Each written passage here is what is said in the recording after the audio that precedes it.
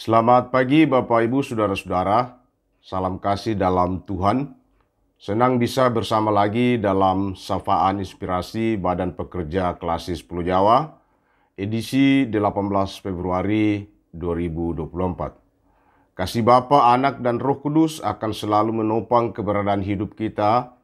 Tetap semangat, hati-hatilah selalu, jaga kesehatan Anda dan keluarga, rajin berdoa dan teguh dalam iman kepada Tuhan Yesus. Inilah firman Tuhan untuk kita semua saat ini, firman Tuhan yang mendorong kita untuk punya motivasi yang baik dan benar. Lukas pasal 7 ayat 36 sampai dengan ayatnya yang ke-50. Lukas pasal 7 ayat 36 sampai dengan ayatnya yang ke-50.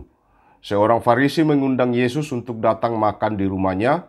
Yesus datang ke rumah orang Farisi itu lalu duduk makan. Di kota itu ada seorang perempuan yang terkenal sebagai seorang berdosa.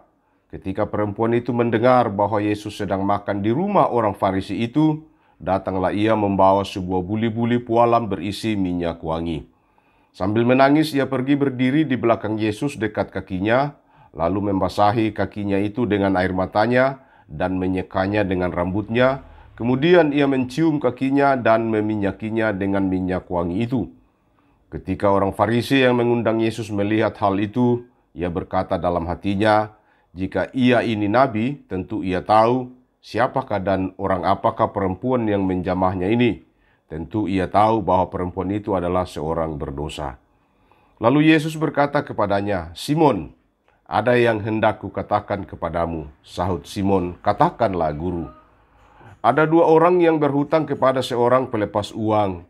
Yang seorang berhutang 500 dinar, yang lain 50. Karena mereka tidak sanggup membayar, maka ia menghapuskan hutang kedua orang itu.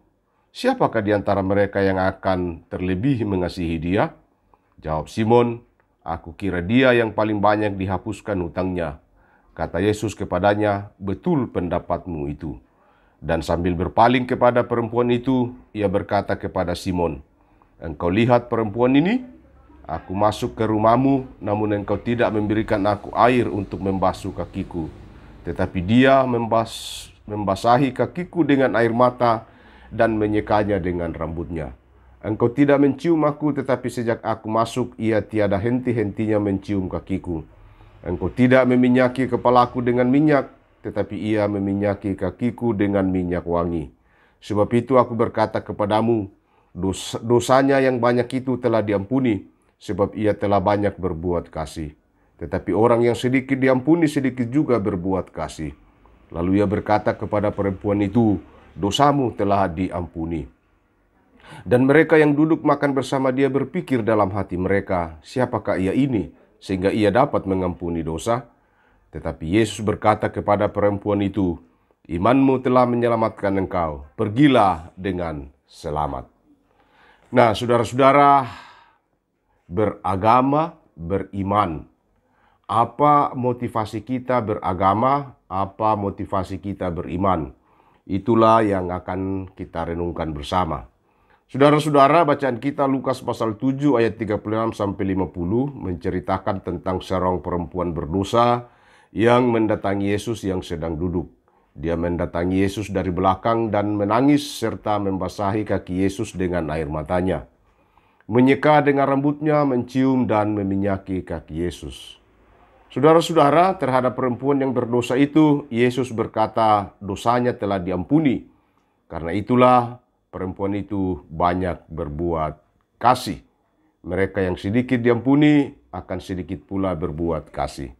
Saudara-saudara, berangkat dari sinilah kita merenungkan tentang motivasi kita beragama, motivasi kita beriman, motivasi kita dalam mengekspresikan kebaikan, motivasi kita dalam membaca kitab suci, motivasi kita dalam berdoa, motivasi kita dalam beribadah, beramal kasih, dan lain-lain sebagainya. Saudara-saudara, ada dua kelompok orang, dan mari kita bertanya pada diri kita masing-masing, kita ada pada kelompok yang mana? Pertama, apakah kita berada pada kelompok orang yang beriman, yang beramal kasih, yang beribadah, yang baca kitab suci, yang melakukan kebaikan? supaya nanti kita mendapat kasih dari Allah. Yang kedua, kelompok yang melakukan seluruh tindakan kebaikan, yang beriman, yang melakukan ibadah, baca kitab suci, beramal kasih, dan melakukan hal-hal yang benar karena sebuah kepercayaan dan keyakinan bahwa dia telah dikasihi oleh Allah sebelumnya. Saudara-saudara, mari kita gumuli agak dalam kedua motivasi beriman seperti ini.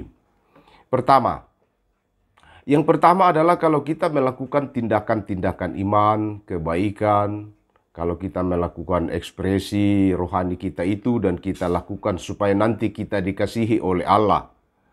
Saudara-saudara, ada beberapa hal yang berbahaya yang bisa muncul dari motivasi yang seperti ini. Pertama, kita bisa jadi manusia yang perhitungan dengan Allah. Saya sudah memberi sekian, maka saya berhak untuk mendapat sekian. Kita bisa terjebak dalam keangkuhan rohani, dalam kesombongan spiritual, ketika kita lebih banyak sembahyang, lebih banyak berdoa, lebih banyak waktu membaca kitab suci, lebih banyak melakukan tindakan-tindakan kebaikan dan kebenaran, kita bisa terjebak dalam perasaan yang lebih suci dan lebih terhormat di mata Allah ketimbang orang lain, atau ketimbang pemeluk-pemeluk agama lain. Saudara-saudara, arogansi spiritual seperti inilah yang menjadi tanda dari kegagalan dalam beriman. Kita bisa mengalami kelelahan dalam beriman. Allah kita rasakan begitu jauh di atas, penyertaannya tidak kita rasakan. Akibatnya apa? Allah hanya merupakan produk dari pikiran kita dan bukan merupakan pengalaman iman percaya kita. Berikut, kita bisa terjebak untuk menjadikan orang-orang miskin, untuk menjadikan sesama kita yang tertindas hanya sebagai sebuah objek untuk meningkatkan deposito kita di dalam sorga. Saudara-saudara, ini merupakan pelecehan terhadap kemanusiaan. Sesama kita dipandang bukan sebagai subjek, tetapi sebagai objek untuk kepentingan diri kita sendiri. Saudara-saudara, sedangkan pada motivasi yang kedua, yaitu kalau kita melakukan tindakan iman, kita berdoa, kita melakukan puji-pujian, kita melakukan amal kasih, kita bersedekah, itu didorong oleh sebuah kepercayaan dan keyakinan bahwa kita telah dikasihi oleh Allah. Maka hal itu akan terlihat atau berdampak pada hal-hal seperti berikut ini.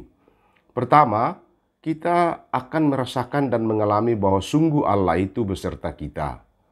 Adakah pengalaman yang lebih indah daripada Allah beserta dengan manusia? Dan sukacita itu akan terlihat dari ekspresi wajah kita yang berseri-seri, cerah, wajah kita yang penuh dengan aura positif, tidak menyakiti apalagi tendensius untuk menghancurkan. Kita akan terdorong dalam kerinduan untuk selalu mempersembahkan yang terbaik bagi Allah dan bagi sesama. Artinya kualitas hidup kita bukan lagi dipandang sebagai jasa atau prestasi yang harus diberi imbalan oleh Allah, melainkan sebagai sebuah ekspresi batin karena pengalaman berjalan bersama dengan Allah. Kita akan lebih mampu hidup dalam semangat kerendahan hati. Artinya kita tidak berdiri sendiri untuk melakukan semua itu. Tetapi semua itu kita lakukan karena Allah telah mengawalinya di dalam diri kita. Karena itulah saudara-saudara, segala bentuk kebaikan, segala ekspresi dalam beriman itu sebenarnya bukan produk diri kita, ide kita, gagasan kita, melainkan produk Allah yang hidup di dalam diri kita.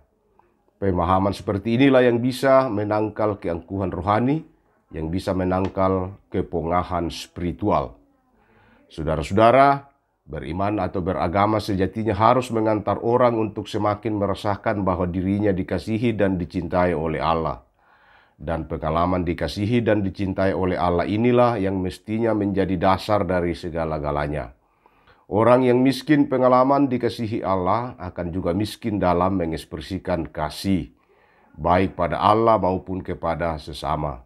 Karena itu dapat dipastikan bahwa orang-orang yang kerjanya melecehkan sesamanya, yang kerjanya membuli orang lain, yang kerjanya mengucapkan ujaran-ujaran kebencian, yang kerjanya berpikir untuk menjatuhkan sesamanya, orang-orang seperti itu adalah orang-orang yang pasti miskin pengalaman dikasihi oleh Allah.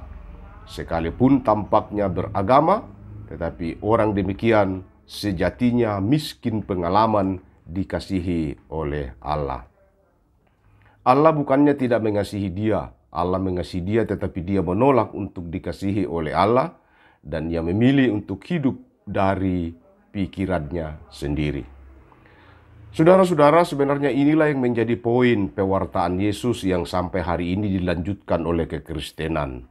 Yakni agar orang semakin merasakan, semakin mengalami, sekaligus meyakini bahwa Allah itu sangat mencintai manusia.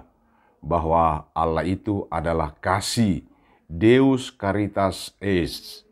Dan pengalaman dicintai Allah inilah yang mestinya menjadi dasar dari seluruh hubungan di muka bumi ini. Baik hubungan dengan Allah sendiri, maupun hubungan dengan sesama manusia, dan hubungan dengan alam ciptaan. Orang yang miskin pengalaman dicintai oleh Allah, dia akan miskin juga mengekspresikan pengalaman-pengalaman cinta. Amin. Mari kita berdoa. Tuhan, terima kasih untuk sapaan firman-Mu pagi ini. Kiranya menguatkan kami semua. Berkati kami sepanjang minggu kerja ini dalam seluruh keberadaan hidup kami, terkhusus ketika kami menjalin hubungan denganmu. Berkati pekerjaan kami, pelayanan kami, rumah tangga kami, bangsa dan negara ini. Dalam nama Tuhan Yesus kami berdoa. Amin.